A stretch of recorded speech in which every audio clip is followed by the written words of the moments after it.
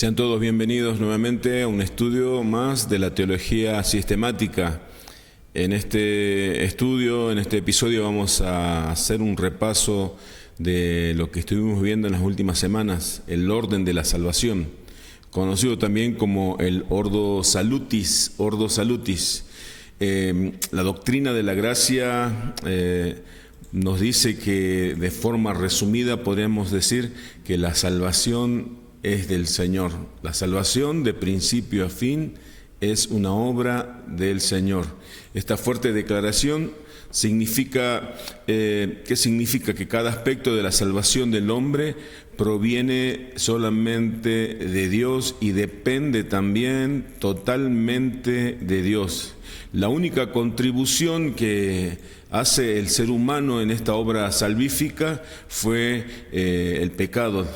Fue una contribución pasiva, el pecado, y ese pecado fue puesto sobre nuestro Señor Jesucristo. Existe un orden definido en la salvación. Este orden definido nos lo revela la Escritura en Romanos capítulo 8, 28 al 30.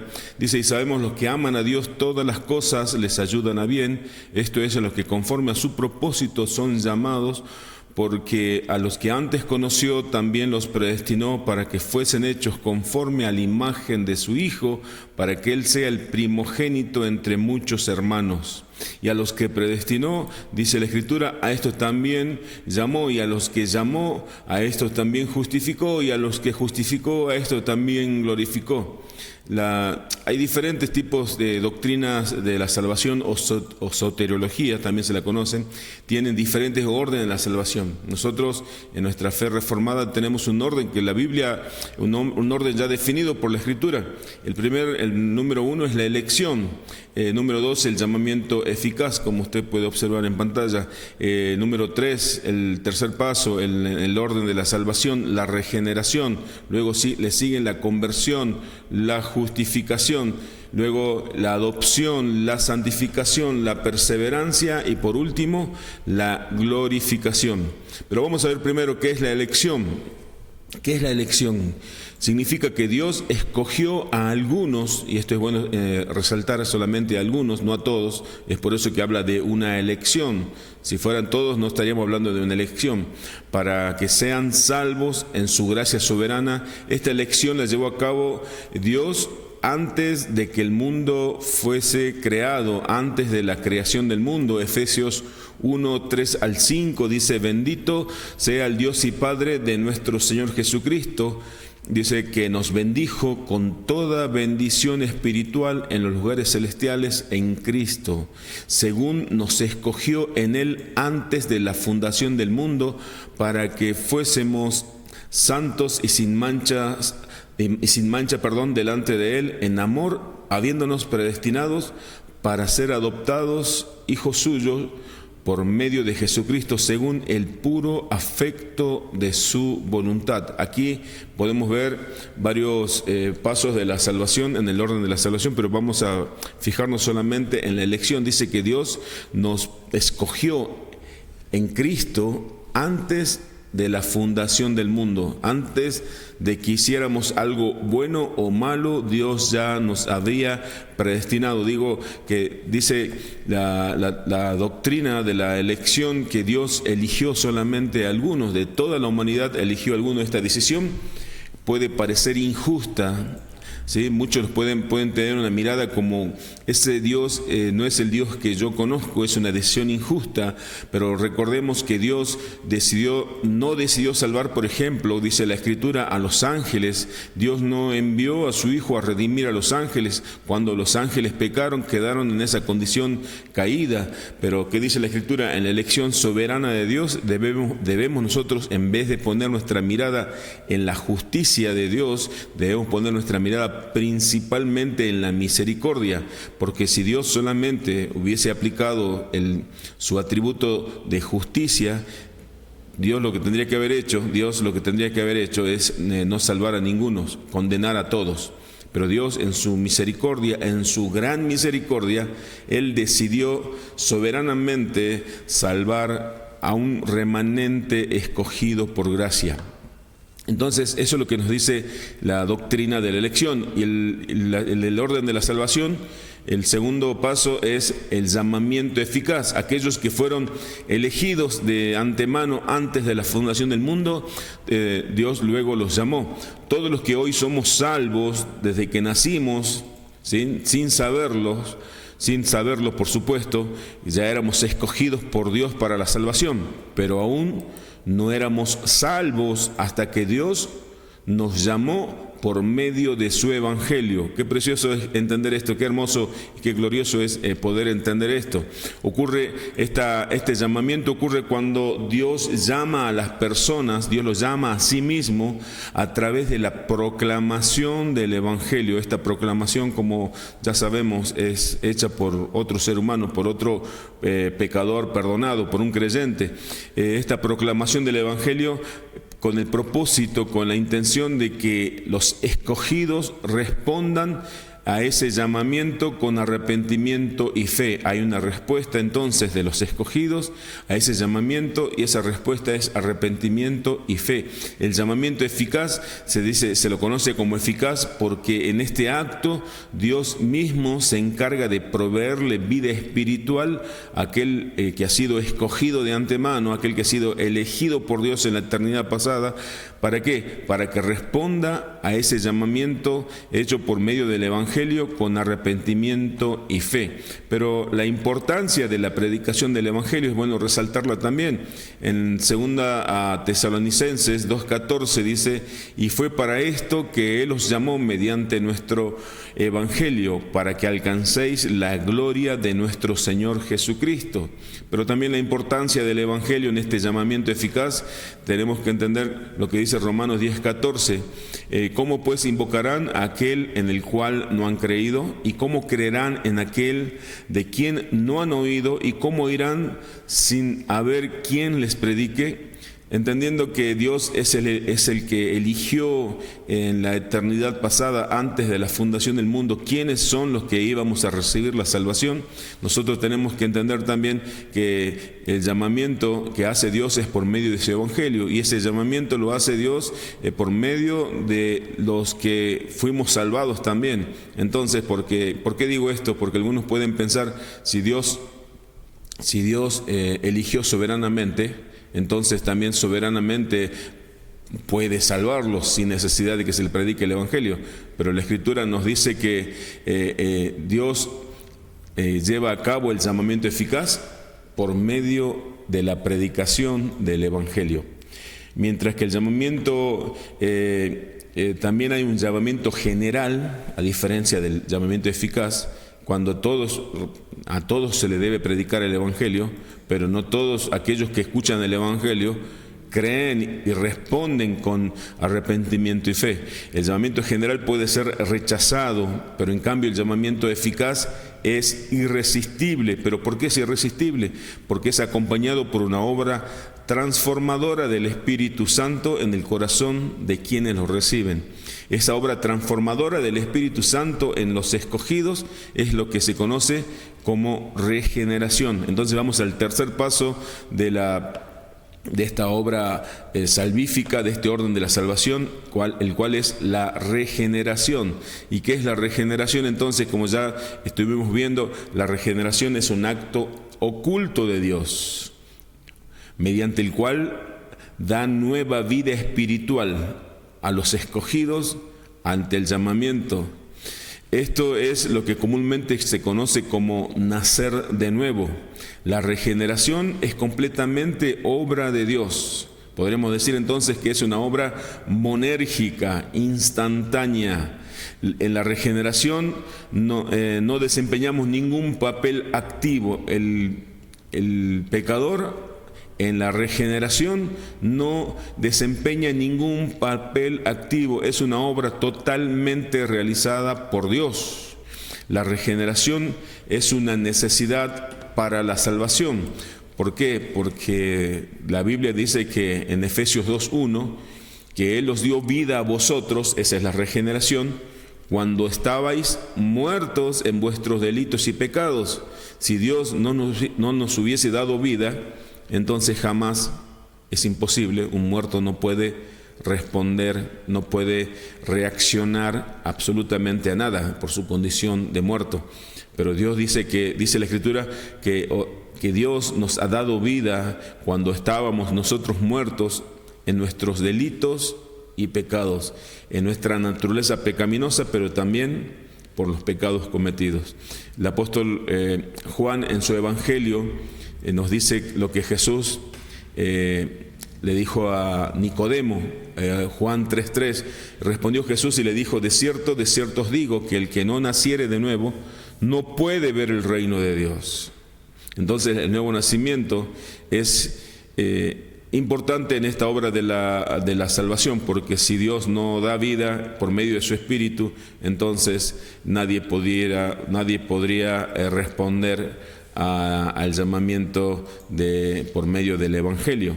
Esta obra es del Espíritu Santo, cuando el Espíritu Santo quita el corazón de piedra y da un corazón de carne, un corazón sensible a la palabra, le da la capacidad espiritual para poder entender, para poder saber y conocer y creer que el Hijo de Dios vino a este mundo a dar su vida por los pecadores. Entonces, luego de esa regeneración que viene, la conversión. En el otro orden de la salvación, el paso siguiente es la conversión. ¿Qué es la conversión?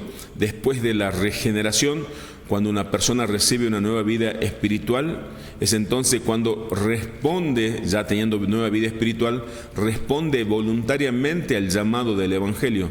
¿Cómo responde? Con arrepentimiento, arrepintiéndose por todos sus pecados y poniendo su fe, su confianza en la obra y en la persona de Jesucristo. Luego de la regeneración, repito, la respuesta luego de la obra del Espíritu Santo en la regeneración, dándole nueva vida espiritual. Esta persona ahora responde al Evangelio con arrepentimiento. Se arrepiente de todos sus pecados, viene un dolor por el pecado cometido, por toda su vida pasada, y pone ahora su fe en Cristo, pone su confianza en la obra de Cristo, que son suficientes. Cristo es suficiente como Salvador, y la obra de Cristo es suficiente como para salvarlo eternamente. Sin esa nueva vida recibida en la regeneración, sería imposible responder al llamado del Evangelio con arrepentimiento y fe, puesto que el ser humano en su estado natural, como ya vemos en Efesios 2, se encuentra muerto espiritualmente. Pero ¿qué sucede luego de esta conversión? Luego de esta conversión, luego de esta respuesta de arrepentimiento y fe, luego de recibir la nueva vida espiritual, la persona puede responder al Evangelio con arrepentimiento. Se arrepiente de todos sus pecados. Hechos 2:38 dice: Pedro le dijo: arrepentíos y bautícese cada uno de vosotros en el nombre de Jesucristo para el perdón de los pecados y recibiréis el don del Espíritu Santo. Pedro llamaba al arrepentimiento, el Evangelio siempre llama al arrepentimiento. Pero bueno, luego del arrepentimiento, luego de esa conversión, luego de ese cambio de rumbo en la vida de ahora ya el creyente, Dios, que hace en ese acto instantáneo, eterno, y solamente es una obra de Dios. Estoy hablando de la justificación, el otro paso en el orden de la salvación. La justificación es un acto legal, es un acto instantáneo de Dios. No es que la justificación sea una obra progresiva, que el hombre coopere, para nada. Es una obra exclusivamente, solamente. También es una obra monérgica, es una obra instantánea, eterna, inalterable de Dios. Él declara que todos nuestros pecados, Él declara que los pecados de aquellos que recibieron el Evangelio y respondieron con arrepentimiento y fe, gracias a la regeneración, ahora esos pecados son perdonados, todos los pecados pasados, presentes y futuros. Pero también les es aplicada toda la obediencia perfecta de Cristo. Entonces, la justificación es una obra soberana, instantánea, es una obra solamente de Dios. Ninguno ha sido justificado por méritos propios. Nuestros méritos no, porque no tenemos méritos, pero alguien si cree que puede tener mérito, no hay ningún mérito, solamente gracias a los méritos de Cristo. Dios envió a su Hijo según en nuestra semejanza. Cristo vino, Dios Hijo, la segunda persona de la Trinidad, se encarnó, nació de María, con el propósito de representarnos a nosotros en esa vida terrenal, según nuestra semejanza, dice la Escritura, que vino Cristo a este mundo. El propósito de Jesucristo en este mundo era representarnos a cada uno de nosotros. Cuando digo nosotros, me estoy refiriendo a los escogidos, porque nuestro anterior representante, Adán, desobedeció a Dios, y es por eso que, como ya vimos y ya estudiamos esto, heredamos nosotros esa naturaleza pecaminosa, esa condenación. Cristo obedeció con una obediencia activa y una obediencia pasiva. Cristo nos representó obedeciendo de manera activa y pasiva. ¿De qué se trata esta obediencia activa?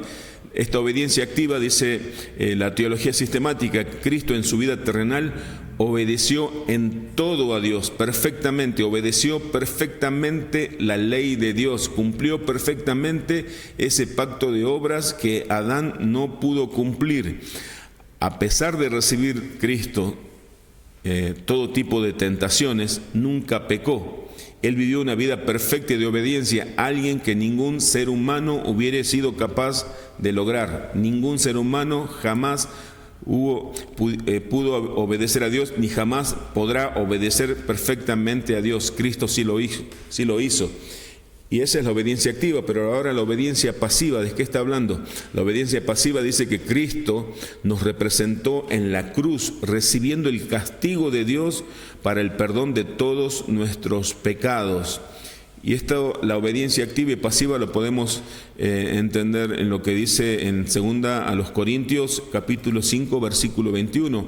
Al que no conoció pecado, Cristo, por nosotros lo hizo pecado. Dios cargó todos nuestros pecados, el castigo de nuestros pecados fue sobre Cristo. ¿Para qué? Para que nosotros fuésemos hechos justicia de Dios en Él. Entonces la justificación es por medio de la fe. La justificación es instantánea, la justificación es un acto único, eterno e inalterable. O sea, eso quiere decir que nadie puede ser menos justificados por algo que haga. Cuando Dios nos justificó, nos declaró sin pecado, con una obediencia perfecta. Todo esto gracias a la obra de Cristo. Dios es quien nos declaró justificado. Dios es quien, cuando ahora nos presentamos delante de Dios, Él nos ve sin ningún pecado gracias a Cristo, con una obediencia perfecta. Esa obediencia de Cristo, esa justicia de Cristo fue aplicada a nuestra vida. Ahora esa obediencia es nuestra. Entonces por eso la Escritura dice que somos justificados por medio de la fe, sin ninguna obra nuestra. Todo gracias a la obra de Cristo, gracias a la misericordia de Dios por medio de la fe. Luego de esa justificación, el paso siguiente en el orden de la salvación es la adopción. Como si las misericordias de Dios no hubiesen sido suficientes, Dios decidió hacernos parte de su familia, que es la adopción. La doctrina de la adopción, brevemente, dice: Dios no solamente nos declaró justificados, sino que también ahora nos hace parte, somos miembros nosotros de la familia de Dios. Ahora todos los cristianos son nuestros hermanos. Tenemos una familia en todo el mundo, una familia grande con hermanos que ya partieron con Cristo. Dios es nuestro Padre, Cristo es nuestro hermano mayor. ¿Qué más dice? La adopción tiene una implicación legal, pero también tiene una implicación relacional. En Juan 1:12, la implicación legal dice, o sea, el juez nos declaró hijos suyos. Tenemos para entender un documento legal, un derecho legal. Juan 1:12 dice: más a todos los que le recibieron. Eso es lo que respondieron con arrepentimiento y fe. A los que creen en su nombre les dio potestad de ser hechos hijos de Dios. En otra versión dice que Dios, a los que creen en el nombre de Cristo, le dio el derecho de ser llamados hijos de Dios. ¿Y cuál es el aspecto relacional o la implicación relacional en la adopción? Efesios 2:19 dice: así que ya no sois extranjeros ni advenedizos, sino conciudadanos de los santos y miembros de la familia de Dios. Esa es nuestra identidad como hijos de Dios, pero también hay un privilegio. Todo esto es por gracia, todo esto es un regalo inmerecido, es la misericordia de Dios manifestada a sus escogidos. El privilegio dice Romanos 8:17, y si hijos de Dios, también herederos de Dios y coherederos con Cristo, si es que padecemos juntamente con Él, para que juntamente con Él seamos glorificados. Así que sabemos entonces que la salvación es una obra de Dios, y habiendo ya sido elegidos, llamados, regenerados, convertidos, justificados, adoptados como hijos, ahora Dios tiene un plan para nosotros. Ese plan es de conformarnos a la imagen de su Hijo. Eso es lo que dice la doctrina. El otro paso en el orden de la salvación es la santificación. Aquellos que fueron elegidos, aquellos que fueron llamados por el Evangelio, aquellos que fueron regenerados por la obra del Espíritu Santo. Usted tiene al costado de la pantalla el orden de la salvación. Aquellos que fueron regenerados por el Espíritu Santo, aquellos que respondieron con arrepentimiento y fe, ya teniendo una nueva vida espiritual, fueron justificados gratuitamente por medio de la fe, perfectamente justos, sin ningún pecado delante de Dios, con una obediencia perfecta. Todo eso es por una obra de Dios, una obra soberana de Dios, gracias a la obra de Jesucristo. Ahora, adoptados como hijos suyos, tenemos que vivir como hijos de Dios. Dios en ese plan también de salvación, Dios tiene el plan para nosotros. Ese plan es conformarnos a la imagen de su Hijo. En 1 Tesalonicenses 4:3 dice: pues la voluntad de Dios es vuestra santificación, que os apartéis de fornicación. Y hay un cuadro comparativo, que cuando vimos la doctrina de la santificación, vimos un cuadro comparativo, porque siempre hay una confusión entre justificación y santificación. La justificación es una posición legal, en cambio la santificación es una condición interna. La justificación es una vez y para siempre, en cambio la santificación es continua durante toda la vida, es progresiva. La justificación es por completo obra de Dios. En cambio, en la santificación hay una cooperación nuestra, hay una cooperación de los que recibimos la obra salvífica, el regalo de la salvación. En la justificación es perfecta en esta vida, y no sucede lo mismo con la santificación. La santificación no es perfecta en nuestra vida terrenal. Y luego la santificación es una obra progresiva de Dios. La justificación es igual a todos los creyentes, mientras que la santificación no es igual en todos los creyentes. Pero también es bueno saber que la santificación es una obra progresiva. No es una obra, la santificación es perfecta. Nosotros cooperamos no descuidando los medios de gracia, buscando de esa gracia, esforzándonos en la gracia que es en Cristo Jesús, como dice la Escritura, con la cooperación del creyente, el poder de Dios y en la cooperación nuestra en la vida terrenal. La santificación nunca será perfecta, pero sí que es progresiva. Cada día debemos ser más santos, eso dice la Escritura. Pero entonces ahora la Escritura nos dice que el otro paso en la orden de la salvación es la perseverancia. La perseverancia de los santos significa que todos los que verdaderamente han sido justificados, todos los que verdaderamente han sido elegidos por Dios, aquellos que recibieron el llamamiento, aquellos que nacieron de nuevo, aquellos que fueron justificados, serán sostenidos, preservados por el poder de Dios.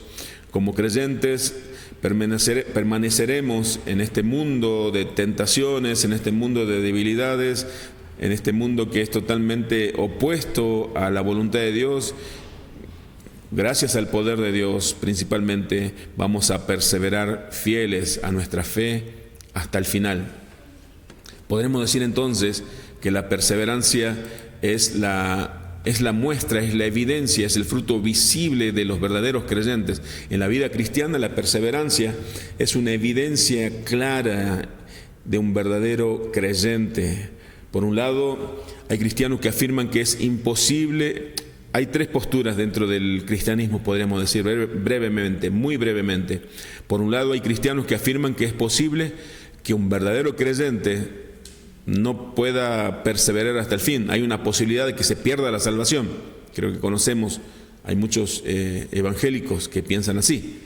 Pero por otro lado también, el otro extremo, hay algunos que afirman que los que profesan la fe cristiana, aquellos que son cristianos, serán salvos no importando cómo vivan. Son los hipercalvinistas. No importa si fuiste elegido, no importa lo que hagas, Dios ya te salvó. Pero la doctrina bíblica, la doctrina reformada, postula lo siguiente, que todos los verdaderos creyentes van a perseverar en la fe hasta el fin y serán salvos. ¿Y por qué podemos aseverar esto? ¿Por qué podemos categóricamente podemos decir que los verdaderos creyentes vamos a perseverar hasta el fin?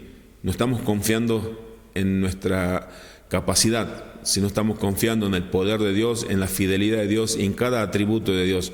El apóstol Pedro en su primera carta, capítulo 1, versículo 5, dice que sois guardados por el poder de Dios mediante la fe para alcanzar la salvación que está preparada para ser manifestada en el tiempo postrero.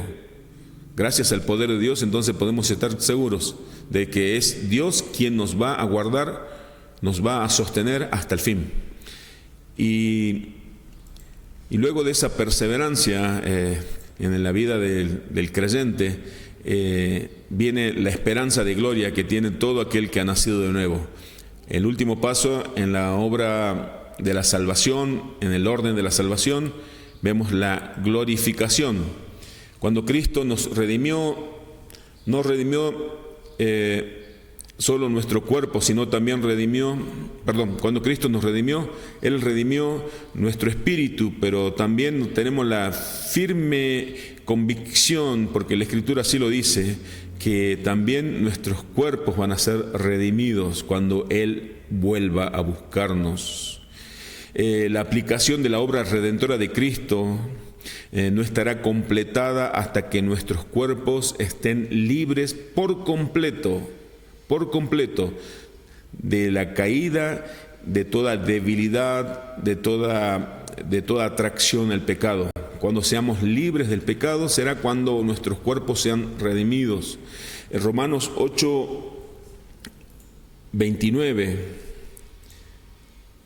comenzamos con la elección, y en lo que definía el orden de la salvación se encontraba en Romanos 8. Vamos a leer Romanos 8:29, porque a los que antes conoció, allí comienza la obra salvífica en la eternidad pasada, antes que el mundo fuera creado, también los predestinó para que fuesen hechos conforme a la imagen de su Hijo, para que Él sea el primogénito entre muchos hermanos.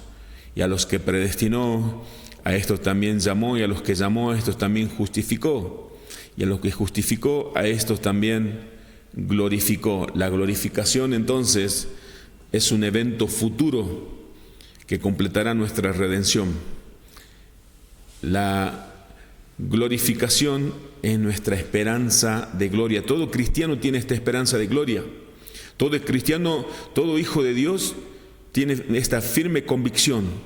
Es el motor que nos impulsa a continuar, que nos impulsa a santificarnos. Dice Colosenses 3:4, ya para terminar: cuando Cristo, vuestra vida, se manifieste, entonces vosotros también seréis manifestados con Él en gloria.